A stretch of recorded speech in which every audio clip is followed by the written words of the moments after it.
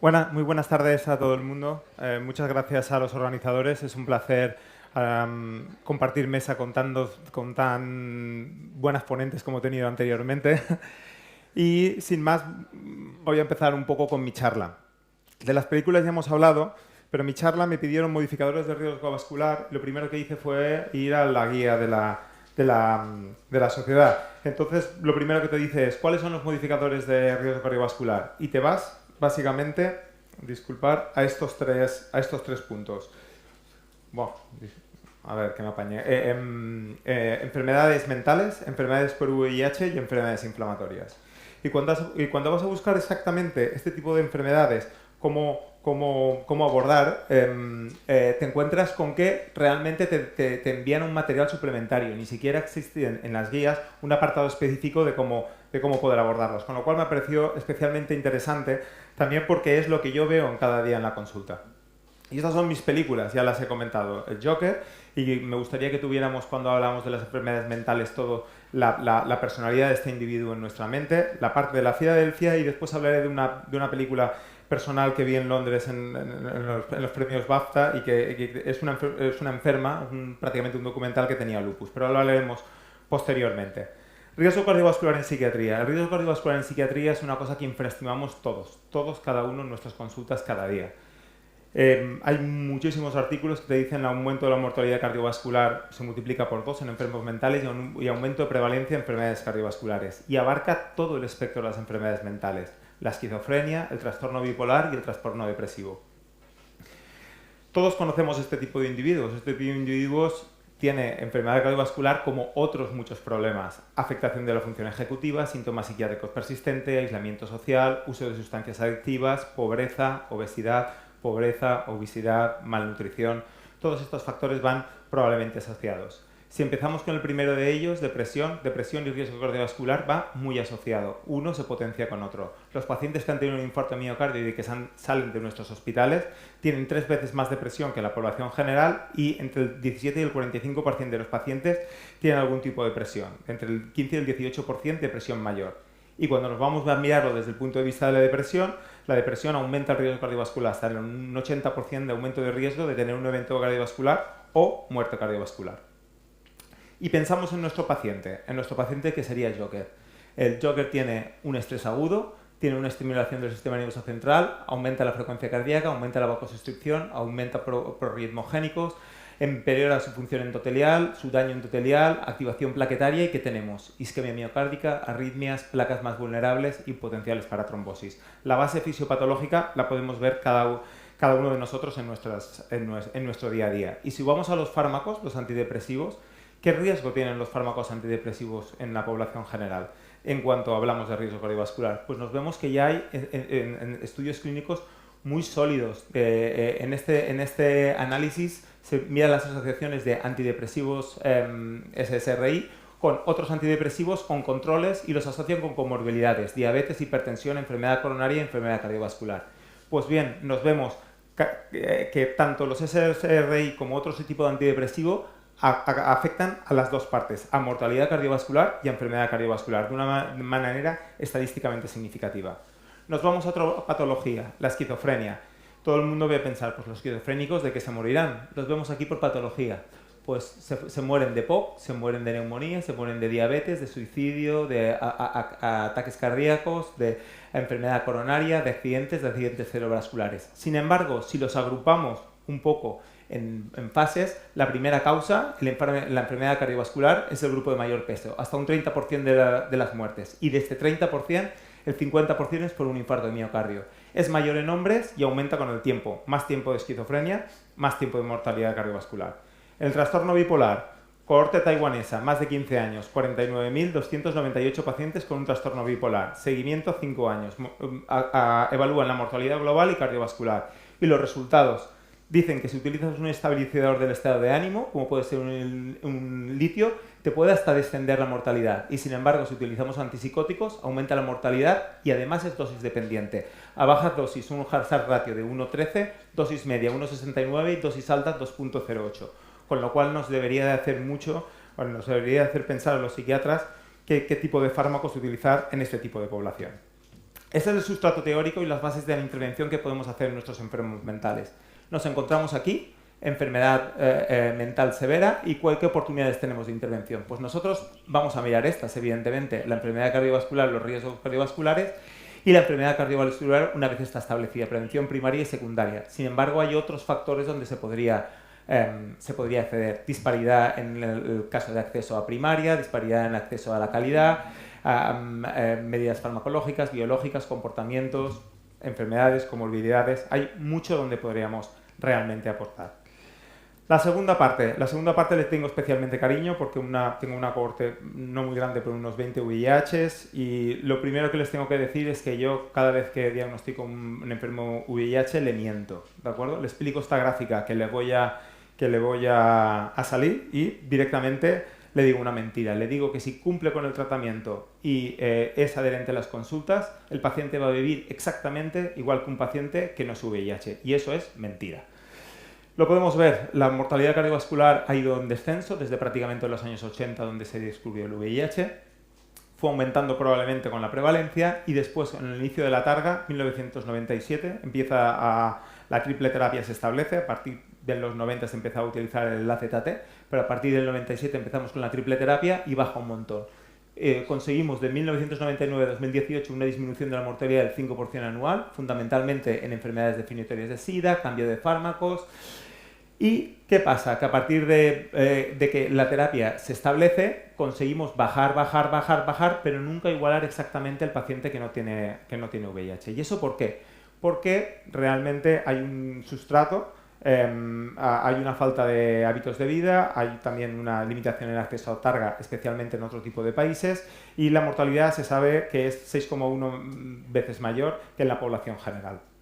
Y vamos un poquito a esbazarlo. La cohorte COIDIS es una cohorte española donde es una de las que menos efectos cardiovasculares tiene, y sin embargo nosotros miramos que la incidencia de la frecuencia es más alta que la población general, y la incidencia aumenta con la edad, se relaciona con la mortalidad, y en la población general lo que más les llama la atención es la gran incidencia de efectos cardiovasculares, sobre todo en personas jóvenes, y proponen algunos biomarcadores para tratar de llevarlos. Si nos vamos a cohortes más importantes, pues fijaros que hazard ratio, hipertensión, diabetes, lípidos, tabaquismo y la enfermedad, el HIV, ¿no? Realmente ellos dicen que existen 36,7 millones de personas infectadas y 1,8 millones se infectan cada año. Se estima que en el 2030 el 73% de los pacientes tendrán enfermedades cardiovasculares, y sabemos que los pacientes VIH tienen más riesgo de infarto de miocardio, insuficiencia cardíaca, muerte súbita, enfermedad arterial periférica y ictus. Y esto condició un editorial en la revista americana de cardiología que se decía: ¿es el tiempo de reconocer al HIV como un factor de riesgo cardiovascular como si estuviéramos en la diabetes? Pues es una pregunta que todavía no está resuelta, pero que está sin duda en el aire. Miramos estas dos cohortes, pacientes infectados por VIH, pacientes no infectados por VIH, y esto es lo que se estima que va a ocurrir. Los pacientes VIH van a venir al hospital a por el fármaco, cada vez va a ser más cómodo. Ahora este mes ha lanzado ya la terapia parenteral, cada 2 meses, probablemente llevamos una cada 6 meses, pero van a acudir a vuestras consultas porque cada vez van a tener una línea más amarilla, que son 3 o más comorbilidades. Fijaros cómo va esta línea amarilla aumentando. Y si mezclamos las dos cohortes, lo que se espera, mayores de 65 con VIH y mayores de 65 sin VIH, vemos que todos estos pacientes tienen muchísima más comorbilidad, mucha más carga de enfermedad que un paciente que no está infectado por el VIH. Además, nos pasa como en los trastornos mentales, los fármacos también influyen. Se sabe que la Vacavir, que ha sido un fármaco prácticamente el 40% de los pacientes hasta hace muy poquitos años los llevaban, se ha asociado con un riesgo de miocardio en pacientes con alto riesgo cardiovascular, y que los inhibidores de la proteasa, que hasta tradicionalmente, hasta prácticamente 10 años han sido una terapia angular, ¿de acuerdo? De hecho, hay inhibidores de la proteasa que solo con un fármaco conseguían mantener la carga viral indetectable. Actualmente están más proscritos por su mal perfil de seguridad desde el punto de vista de lípidos, y actualmente ha llegado el mundo de los inhibidores de la integrasa, dicitegravir, raltegravir, dolutegravir, que confieren mayor seguridad cardiovascular. Y de hecho, cuando vas a una charla de los pacientes de enfermedades infecciosas, te das cuenta de que parte de la charla, gran parte importante, es morbilidad y mortalidad cardiovascular en el paciente infectado del VIH. Esto es lo recomendado la Sociedad de SIDA. La GESIDA les dice, haced como vuestros pacientes que no tienen VIH y que van a atención primaria. Escala de Framingham, escalas de la Sociedad Americana de Cardiología, calculas el riesgo y añádeles el factor de riesgo o la modificación de riesgo de tener una enfermedad como el VIH. Te dicen, reconoce los factores de riesgo individual, monitorízalos y intenta que dejen de fumar, controla el peso, controla la actividad física, alimentación saludable, colesterol, glucosa y tensión arterial. ¿Qué conclusiones sacamos? La primera conclusión y la más importante que quiero que se os quede es esta, y es que la línea azul es nuestra población general y la línea roja es la población VIH. La mortalidad ha descendido, pero no es nula. Entonces, ante un paciente que venga a nuestras consultas, lo tenemos que tratar como más riesgo del que parece por sus otros factores de riesgo. Tienen factores de riesgo aumentado, hay que buscarlos. Fumadores, hepatopatía, hiperlipemia, hipertensión arterial. Hay que hacer un esfuerzo significativo en cambios en estilo de vida y un esfuerzo en el manejo de comorbilidades no transmisibles. Enfermedad arterial periférica, enfermedad cardiovascular, función renal y búsqueda de fármacos que cada vez sean cardiovascularmente más seguros, que ahí la industria sí que se está realmente poniendo las pilas. Y voy al final de mi charla, que es las enfermedades autoinmunes. Me gustaría dedicarles 30 segundos a esta diapositiva. Esta película yo la vi en los premios DAFTA, pertenece a esta paciente que hay aquí, que era una paciente, que era una actriz de de películas relativamente secundarias. Entonces esta paciente se le diagnostica de lupus, la paciente, sus padres estaban divorciados, su padre era africano y su madre era inglesa. Y lo que me llamó la atención es que ella en un momento dado se diagnostica de lupus, una nefropatía lúpica tipo 5, bastante agresiva, y ella en un momento se le pone tratamiento y decide que va a renunciar al tratamiento. No se lo va a poner, se va a ir a África y va a utilizar un remedio tradicional. ¿Qué queréis que ocurre? La paciente va empeorando y la paciente fallece.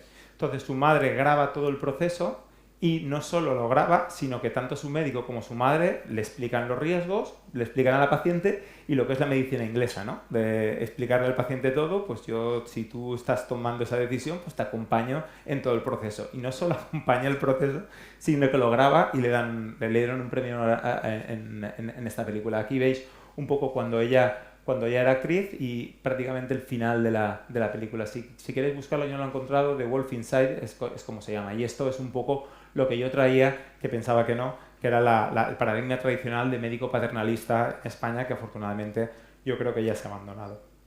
Pero bueno, pues, metiéndome un poco más en profundidad a lo que es mi charla, las enfermedades autoinmunes tienen un factor de riesgo aumentado por varias razones. Por una parte, partimos de los factores de riesgo tradicionales, la obesidad, la dislipemia, la edad avanzada, la historia de cardiopatía, diabetes, síndrome metabólico, y después hay una serie de riesgos que no son tan tradicionales. Aquí estamos polimorfismos de la HLA, autoinmunidad familiar, uso de glucocorticoides, duración de la enfermedad, poliautoinmunidad, anticuerpos y tal. Eso genera que estos pacientes tienen un riesgo muy aumentado. Y eso está visto en muchas cohortes. Por ejemplo, en esta cohorte que os presento, publicada este mismo año en el Lancet, hacen dos cohortes de muchísimos pacientes. Una cohorte con enfermedades autoinmunes y una cohorte sin enfermedades autoinmunes. Las machean por muchísimas cosas: sexo, etnicidad, nivel sociocultural, número de enfermedades autoinmunes, tiempo, riesgo, y se dan cuenta de que la prevalencia de enfermedad cardiovascular y la incidencia de eventos en la cohorte autoinmune es mucho mayor.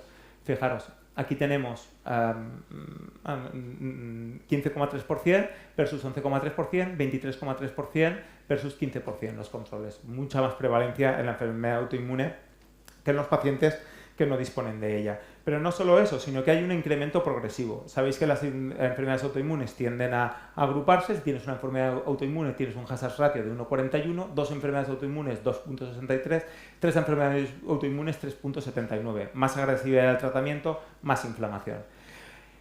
Como nos ocurría, llama más la atención cuanto más jóvenes son los pacientes, porque la diferencia entre la incidencia entre un grupo y otro es mayor, ¿no? Menos de 45 años, 2,33.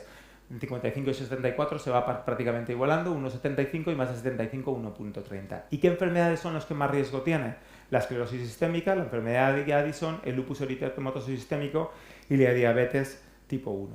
Y si vamos a tres patologías en concreto, psoriasis, colitis ulcerosa o enfermedad inflamatoria intestinal y artritis reumatoide, podemos ver esto, que en psoriasis está muy estudiado por qué se produce este riesgo cardiovascular. Se produce este riesgo cardiovascular porque aumenta la IL-1, la IL-6, el TNF-alfa, la proteína, la BCR ultrasensibles, la selectina y el ICAM, y disminuye el IE10. Y todo esto acaba confiriendo en un factor de riesgo cardiovascular muy aumentado. Si nos vamos a artritis reumatoide y vemos la incidencia de 12 presentaciones de enfermedades cardiovasculares, nos damos cuenta que hay un 36% y hasta 2 veces más incidencia de infarto miocardio, muerte vascular, insuficiencia cardíaca, parada cardíaca y enfermedad vascular periférica que los pacientes que no tienen artritis reumatoide. No hay diferencias con angina inestable, enfermedad vascular o aneurismas, y estos eventos, incluso en este estudio, que está publicado en una revista de alto impacto del PLAS ONE, dice que son comparables a la incidencia que tienen los pacientes diabéticos, con lo cual se aboga un poco porque sean tratados de pacientes al menos de alto riesgo. Y si nos vamos a la enfermedad inflamatoria intestinal, como dicen los ingleses, same story. Enfermedad inflamatoria ha sido asociada a riesgo de enfermedad con unos ratios de 1.18, especialmente en mujeres en relación con hombres, especialmente en jóvenes, menos de 40-50 años, y la conclusión que tienen es agresividad con modificación de factores de riesgo cardiovascular. Esta gráfica es la que me gustaría que supierais, muy parecida a la que he presentado el VIH y probablemente muy parecida a la que he presentado las enfermedades mentales. El dibujo está sacado de la curva COVID, de aplanemos la curva, pero en realidad es exactamente lo mismo. Aplanemos la gráfica. Gráfica de enfermedades cardiovasculares, grupo control en rojo, grupo con enfermedades autoinmunes en azul. Intentemos, desde nuestras consultas, con prevención primaria, bajar todo lo posible nuestro riesgo de tener enfermedades cardiovasculares. ¿Y qué nos dicen las guías al final? Yo os acabo de hablar de muchos diferentes grupos de riesgo, 3 grupos de riesgo diferentes, con aumento, pues la verdad es que las guías no se mojan demasiado y dan un poquito que desear. Quizá sean más claras en las enfermedades mentales, que dice que utilices la enfermedad mental como modificador de riesgo vascular, que utilices las mismas guías, pero que en realidad lo que tienes que hacer es mejorarles sobre todo lo que es el estilo de vida y ajustarles un poco los fármacos. En el tema de la enfermedad HIV, del VIH, ellos dicen que los trates casi como si fueran alto riesgo, sobre todo cuando el nivel de colesterol está por encima de los objetivos. Y en el caso de las enfermedades autoinmunes no se ponen demasiado de acuerdo y las recomendaciones que dan es un 2 y un 3. No hay demasiado consenso en cuanto a cómo aplicar a estos pacientes. Sí que os diré que cómo los trato yo. Yo los pacientes que tienen una enfermedad autoinmune, que vienen a nuestra consulta con alto riesgo cardiovascular, o sea, los tratamos prácticamente con alto riesgo cardiovascular y los metemos en una LDL objetivo aproximadamente de 100 los que tienen fármacos modificadores de la enfermedad para su enfermedad autoinmune o para su enfermedad VIH. Y este sería básicamente mi diapositiva de conclusión. Existe una asociación entre enfermedad mental y riesgo cardiovascular. Ojo con los antipsicóticos, ojo con el estrés y ojo con el estilo de vida. Que los pacientes VIH, a pesar de estar muy bien controlados, de tener carga viral indetectable y CD4 muy altos, hay que prestar atención en qué tratamientos le vamos a dar con seguridad cardiovascular y tratamiento en todo lo que son factores de riesgo modificables. Y que algunos pacientes con enfermedades autoinmunes pueden parecerse a pacientes diabéticos en términos de ajustar objetivos cardiovasculares en función del riesgo, con lo cual hay que tenerlos muy en cuenta. Y no me gustaría despedirme sin una última diapositiva de mi servicio, que recientemente pues, ha cambiado bastante y del que me siento especialmente orgulloso de pertenecer. Muchas gracias.